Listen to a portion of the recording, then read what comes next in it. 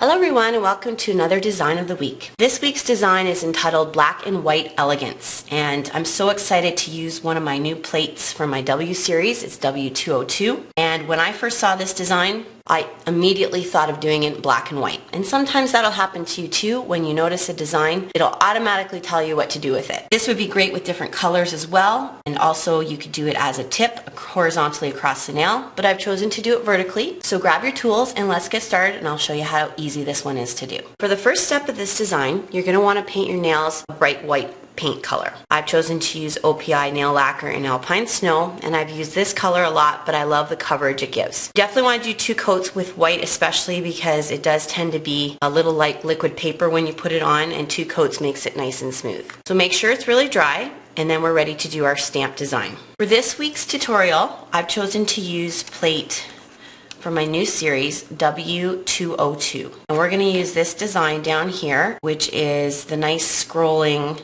and then it's got a little bit of coverage on the side here. And I'm going to do it vertically on the nail. But you could also do this horizontally as well as a tip, which might look nice. And we're going to use the Stamping Black color today.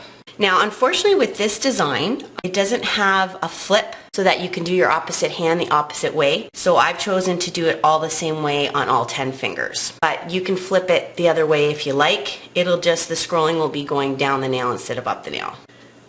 You can get away with only putting the polish on one end, but sometimes it doesn't cover all the way down to the bottom because these are really big designs. So I'm going to make sure I get it all on there by covering the whole image with my stamping polish. That makes sure I get it all in the groove. So I'm just going to scrape and roll. Okay, make sure I line it up on the nail. And then right over top like that. Okay?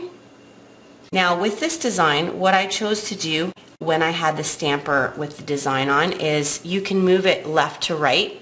Here, I'll show you here. So I wanted the scrolling more in the middle here, so I just moved my stamper over a little bit and then rolled because of the way the design is facing. If you want, you can still line it up on the edge of your nail and roll, but it'll be over towards more of the other side of the nail, and you'll get more coverage that way. Depends where you want the design, so you can play around with it that way. Just to let you know what I'm using to clean my plates with, these are lint-free wipes, and they're awesome because they don't leave any of the fuzzy little strings that cotton balls do, or even the quilted pads that you can get from Shoppers or Walmart.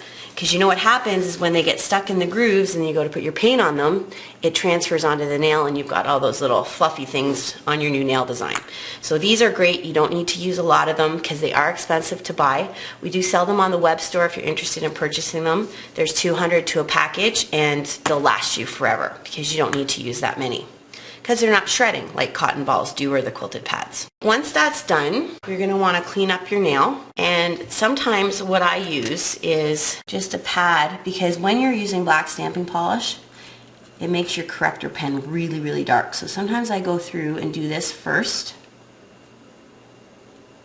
with a pad soaked with nail polish remover, and then I go back in with my corrector pen and get in all the corners, and that way my corrector pen tips last a lot longer. So as you can see, this design is very easy to do. It's all one roll, but it looks complicated, and it looks like someone went in and did this all by hand and brushes. And I'm sure you'll get a lot of compliments with this one. And I just love it in the black and white.